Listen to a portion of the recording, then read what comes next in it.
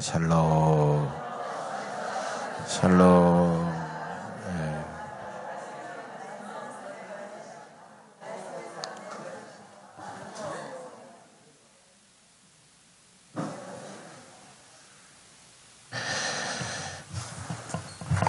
몇 년 전 MBC 텔레비전 프로에 주일날 새벽에 방영하는 늘 푸른 인생이란 프로가 있습니다.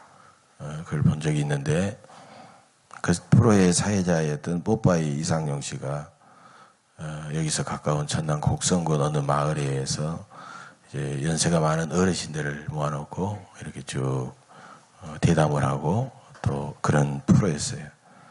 근데 그 마을에 연세가 107세 된 할아버지 한 분이 계셨습니다.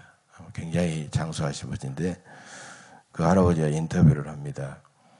그 뽀빠이 이상용 씨의 특유의 그 코믹한 그런 아주 배포 있는 그런 인터뷰였습니다. 할아버지, 이렇게 오래 사신 비결이 뭐예요? 그러니까 그 할아버지가 아주 정신도 총총하고 아주 건강하신 분인데, 에이, 할아버지가 뭐야? 형님이라고 불러. 그러니까 또 이상용 씨가 가만히 있지 않죠. 아, 형님 죄송합니다. 몰라 뵀습니다. 형님 이렇게 오래 사신 비결이 뭐예요? 에이, 비결은 무슨 비결? 안 죽으니까 오래 살았지. 또 이렇게 대답하는 거예요. 그러니까 이상용 씨가 또 물으면서 이렇게 또 물었습니다. 형님, 그동안 아주 미운 사람도 많았을 텐데 어떻게 다 참으셨어요? 어떻게 다 참고 사셨어요? 그럼 묻습니다. 그러니까 양반이 이렇게 대답합니다. 미운 사람도 있었지. 미운 사람도 많았는데 그래도 그냥 내버려 뒀어. 그러니까 저그들이 70, 80이 되니까 그냥 다 죽어버리더만. 미운 사람이 있어도 그냥 즐겁게 살면 돼. 절대 화내지 마. 화내면 나만 손해요. 그냥 웃어. 하하하. 이렇게 말이요. 그분의 말은 예언자의 음성처럼 들렸고 많은 느낌을 제가 가졌습니다. 굉장한 감동과 의미를 제가 깨달았습니다. 다른 사람들 주변 환경에 영향을 받지 않고 그냥 긍정적으로 즐겁게 웃으면서 살았다. 그래서 아마 107세까지 사시지 않았는가 이런 생각이 들었습니다. 일본의 하루야마 시게로라는 뇌 혁명이라는 책을 쓰신 유명한 작가가 계시죠. 아주 이분은 유명한 분입니다. 하루야마 시게로. 이분은 건강에 관심이 굉장히 많아가지고 30여 년 동안 책을 쓰면서 이분이 건강해지는 6가지 조건, 건강해지는 6가지 조건에 대해서 그런 말을 했습니다. 예, 아마 우리 봉필복 집사님이 이것이 맞는 이야기다라고 생각하실 거예요. 예. 첫째로 피곤하지 않게 하라. 과로하지 말라 이거죠. 피곤하지 않게 하라. 두 번째로 적당히 잠을 자라. 세 번째로 식욕을 억제하라. 네 번째로 화를 내지 말라. 다섯 번째로 두뇌를 계속 사용하라. 여섯 번째로 적당한 운동을 하라. 아마 요즘에는 대부분 아는 사람들이 이 정도는 6가지 정도를 알고 있을 겁니다. 그런데 이분이 이제 한참 후에 뇌 혁명이라는 그런 아주 유명한 책을 썼습니다. 이건 굉장한 일본도 그렇고 전 세계적으로 베스트셀러가 된 책입니다. 이 책을 쓰면서 그분이 이 6가지에다가 한 가지를 딱 빼먹었다. 한 가지를 딱 빼먹었다라고 생각하고 나중에 깨닫고 한 가지를 추가했어요. 그래서 7가지가 된 겁니다. 그게 뭐냐? 그것은 마음의 평화를 유지하라 했어요. 마음의 평화를 유지하라. 마음의 평화가 우리 육체 건강, 정신 건강에서 차지하는 비중이 어느 정도였느냐? 뭐 수치로 내니까 좀 이상합니다만 약 55%였다. 이렇게 이분은 수치까지. 그러니까 먼저 주장했던 6가지는 45%도 되지 안 되는 거예요. 6가지 다 합해봐야 45%밖에 안 되고 나중에 이분이 발견했던 마음의 평안을 유지하라, 이것이 55%라는 것입니다. 오늘은 6.25 전쟁 66주년을 앞둔 민족 화해주의입니다. 성령 하나님께서 부어주시는 평화가 여러분의 심령 속에 충만하시기를 빕니다. 우리는 평화가 갈급한 시대를 살고 있지만 진정한 평화는 아직도 요원해 보입니다. 시편 120편 6절 7절을 보면 이런 내용이 나옵니다. 내가 화평을 미워하는 자들과 함께 오래 거주하였도다. 나는 화평을 원할지라도 내가 말할 때 그들은 싸우려 하는도다.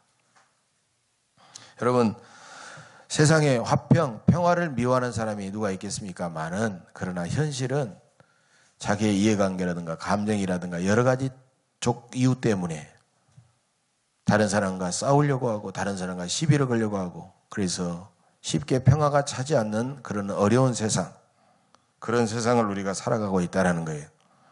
우리가 일상생활에서 그런 평범한 화평, 평화를 누리지 못한다고 하면은 평화는 한낱 신기루일 뿐입니다. 우리 민족 최대의 참극 6.25 전쟁이 발발한 지 이제 금주 토요일이면 66주년이 됩니다. 이제 두 세대나 지났습니다. 두 세대하고도 지금 6년째 지나고 있어요. 전쟁의 상처와 흔적도 많이 사라졌지만, 그러나 그때나 지금이나 여전히 서로 경계하고 여전히 서로 불신하고 여전히 서로 미워하고 있습니다. 남북의 권력자들은 자신들의 체제와 기득권을 지키기 위해서 서로 진정성을 의심하고 아예 만남조차 거부하고 있습니다. 분단을 극복하려고 하기보다는, 어떻게 하든지 분단을 극복하려고 노력하기보다는 오히려 분단을 즐기고 분단을 이용하는 듯한 모습을 보여주고 있습니다. 민족 분단이라는 명분 때문에 북쪽은 강력한 3대째 세습 권력이 들어서서 더 그들의 체제와 권력을 공고히 하고 있고, 남쪽도 보수 기득권 세력들이 든든하게 변함없이 자리 잡고 있습니다. 그래서 남북의 권력자들 스스로의 노력과 스스로의 힘으로는 민족 통일을 이룰 수가 없고, 별로 그들은 통일의 필요성도 별로 느끼지를 않습니다.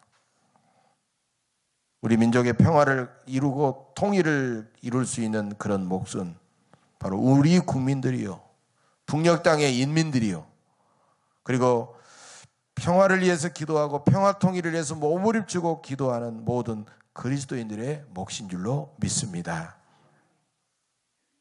우리는 민족 통일을 이룬 독일 국민들의 지혜와 용기를 우리의 타산지석으로 삼아야 합니다.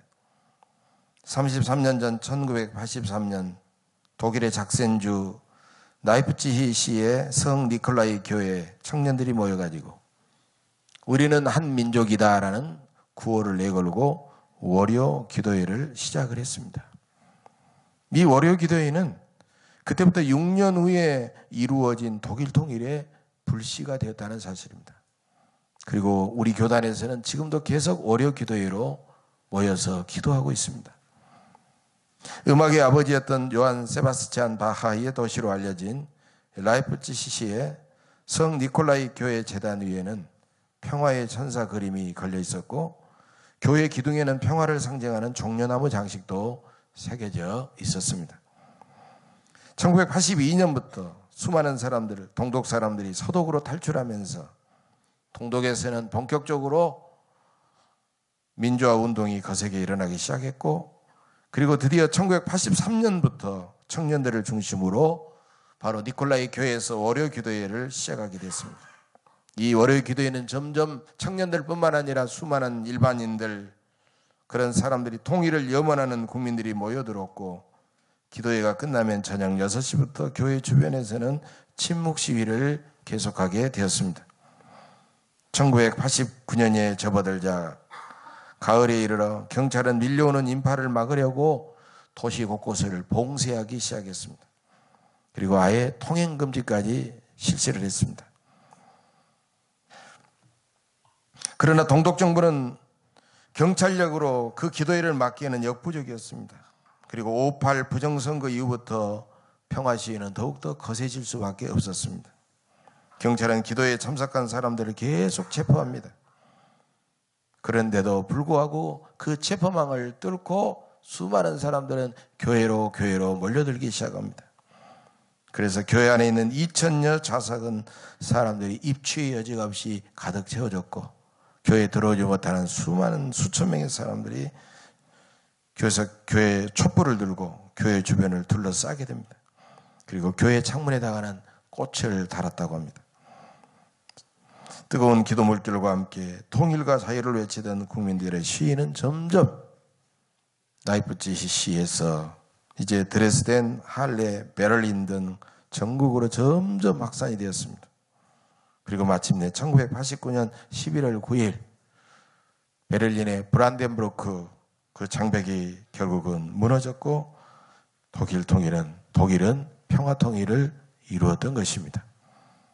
그 당시 성 니콜라이 교회 게시판에는 평화혁명에 관한 이런 글이 새겨져 있다는 것입니다. 촛불을 들려면 한 손으로는 촛불을 들고 한 손으로는 촛불을 불이 바람에 꺼지지 않도록 가려야 되기 때문에 두 손이 필요했다. 그래서 촛불을 든 손으로는 돌멩이와 몽둥이를 들 수가 없었다. 촛불을 들고 비폭력으로 맞선 독일 국민들의 눈물의 기도에 하나님께서는 평화통일로 응답해 주셨습니다. 통일은 되었어도 성 니콜라이 교회에서는 지금도 월요 기도회가 계속 이어지고 있는데, 그 기도의 주제는 실업 문제, 환경 문제, 그리고 빈곤 퇴치 등 주로 평화에 관한, 정의와 평화에 관한 그런 주제들로 계속해서 모이고 있다는 것입니다. 독일은 27년 전에 통일이 되었지만 우리는 전쟁의 두려움을 안고 핵무기의 두려움을 안고 평화가 목마른 시대를 여전히 우리는 살아가고 있습니다. 그런 세상, 그런 시대 속에 우리는 과연 무엇을 해야 될 것인지, 어떻게 살아야 될 것인지 오늘 본문 말씀을 통해서 함께 우리가 은혜를 나누고자 합니다. 레위기 26장 오늘 봉독한 본문을 보면 거룩한 백성이 되는 율법이 담겨져 있는 정결법전의 결론에 해당되는 부분입니다. 이 성결법전은 레위기 17장부터 26장까지 이어지는데 오늘 26장은 그 결론에 해당되는 부분입니다. 여기는 시내산 언약을 지켜서 받을 축복과 시내산 언약을 어겨서 받을 저주에 대한 내용이 자세히 나와 있습니다. 하나님의 계명을 지킬 것인가, 아니면 내 욕심대로 살 것인가, 그것에 따라서 이스라엘 민족은 축복과 저주가 결정된다는 것입니다. 성결법전에는 두 개의 핵심적인 계명이 있습니다. 그것은 레위기 19장 2절, 너희는 거룩하라, 이는 나 여호와 너희의 하나님이 거룩함이니라, 이 말씀이에요. 19장 2절 말씀. 이 계명과 19장 18절, 내 이웃 사랑하기를 내 자신과 같이 하라, 나는 여호와니라. 이 두 가지 계명인데, 이 두 가지 계명은 전혀 다른 계명 같지만 사실은 알고 보면 하나의 계명이라는 것입니다. 거룩한 삶이란, 거룩해진다는 것은 이웃을 향한 참된 사랑과 절대로 뗄 수가 없기 때문입니다. 여러분, 거룩함은 세속적인 것과 구별되기 때문에 보통 거룩함이라는 것은 성전, 성경, 성일, 성물, 성인 이런 내용처럼 하나님과 관련된 그런 것들에게만 성자를 붙이게 되는 것입니다. 그러나 이 거룩함이 교회 안에서만 드러나고 교회 안에 있는 어떤 종교적인 것들에만 성자를 붙이는 것으로 한정하고, 바로 우리들이 삶의 현장 속에서 이 거룩함이 드러나지 않는다고 하면은 그 거룩이라고 하는 것은 한계가 있고 거짓과 위선이 되고 만다는 것입니다. 말투도 겉모양도 또 여러 가지 옷차림도 제법 거룩해 보여도 일상적인 삶은 거짓되고 일상적인 삶은 탐욕이 넘치고 천박한 사람들이 너무나도 많다는 것입니다. 이처럼 거룩함은 속된 것들과 물론 구별되지만, 그러나 반드시 일상의 삶 속에 사람들이 말하는 속된 것들 속에 거룩함은 드러나야 된다는 것입니다. 레위기 19장은 하나님의 백성이 거룩해지는 삶을 보여주고 있습니다. 그런데 거룩해지는 삶 하면은 우리가 보통 생각할 때 종교 행위, 종교 생활 이런 것들 차원에서 우리는 생각합니다. 그런데 놀랍게도 우상 숭배 금지, 안식일 성수, 희생 제사 규례 이 세 가지를 빼면 바로 그것은 대부분의 많은 이스라엘 백성들이 일상의 삶 속에서 이루는 거룩한 삶이라는 거예요.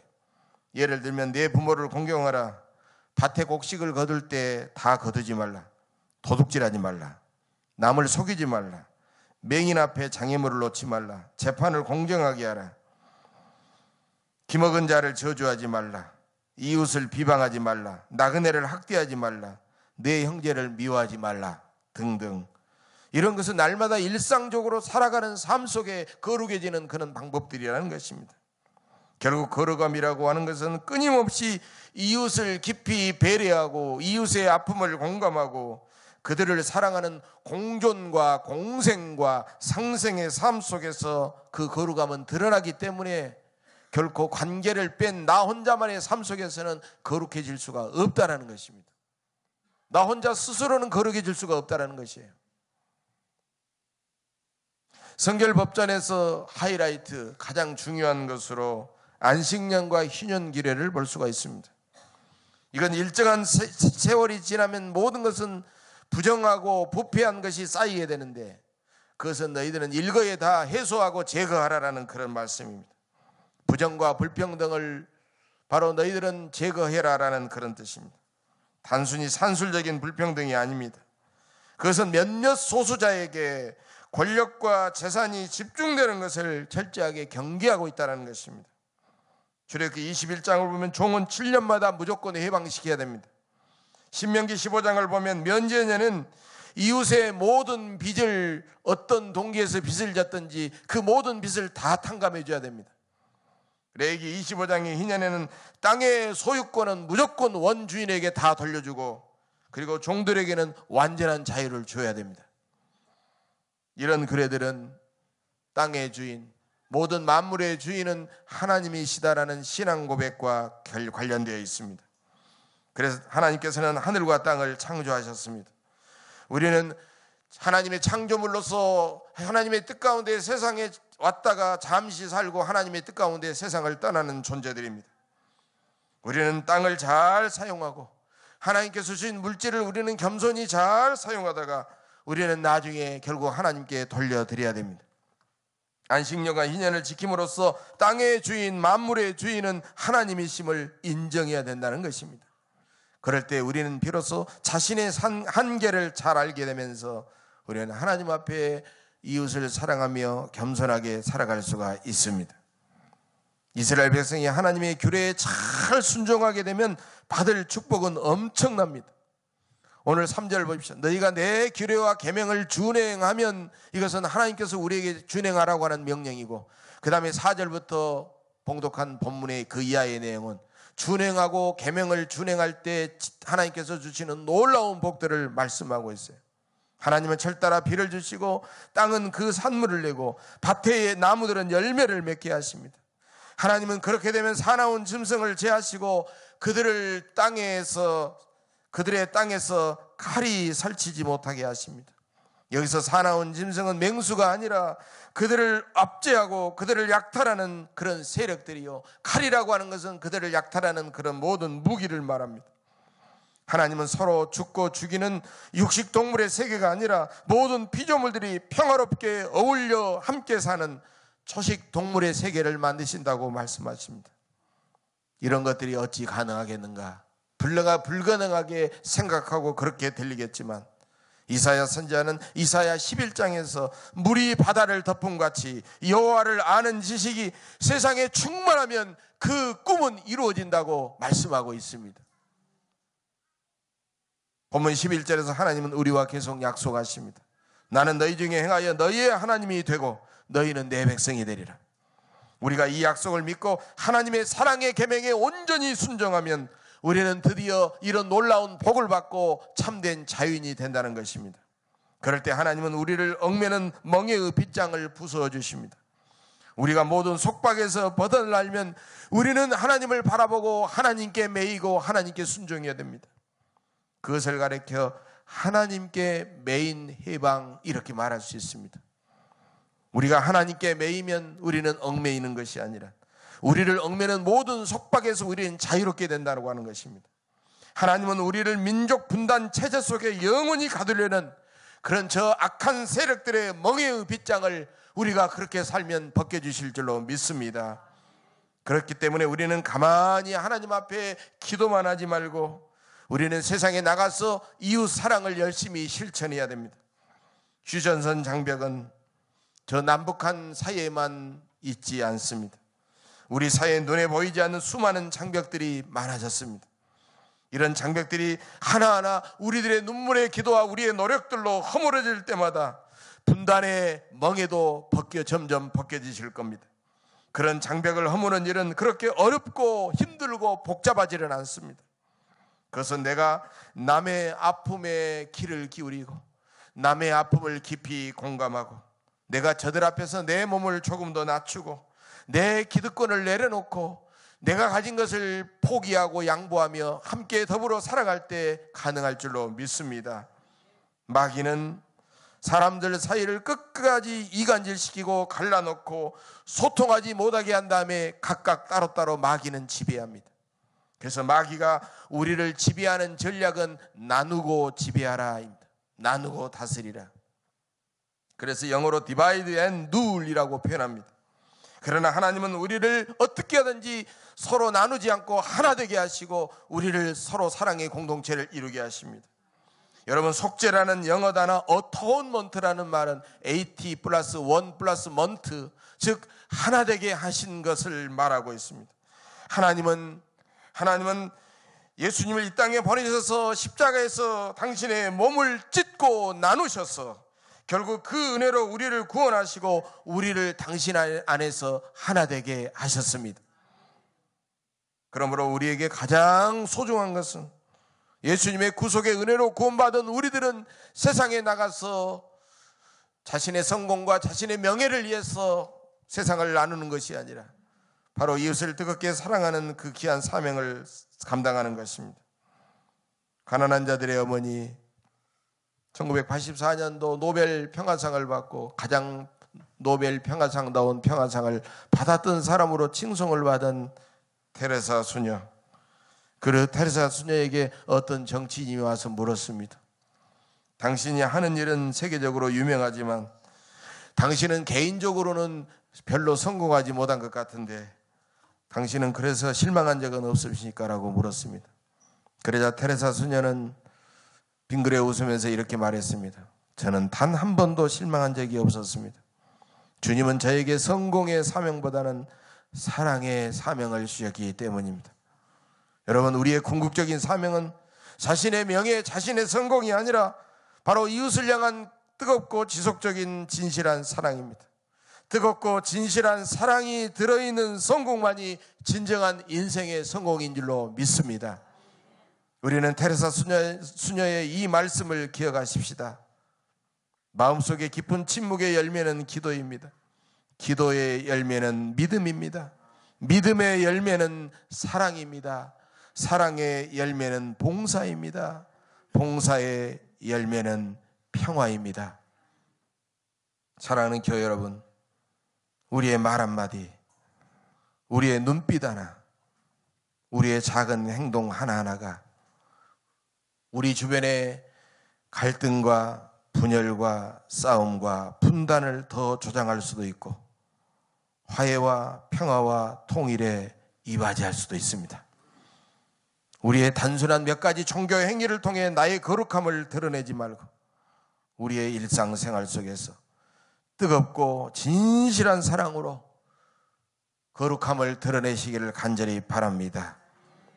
이제부터 부모님을 더 공경하시고 배우자를 더 뜨겁게 사랑하시고 사랑하는 자녀들을 진실하게 사랑으로 그들을 양육하시고 가난한 사람을 더 깊이 배려하시고 도둑질하거나 속이지 마시고 남의 소중한 권리를 침범하지 마시고 약하고 소외된 이웃들을 긍휼히 여기시기를 간절히 바랍니다.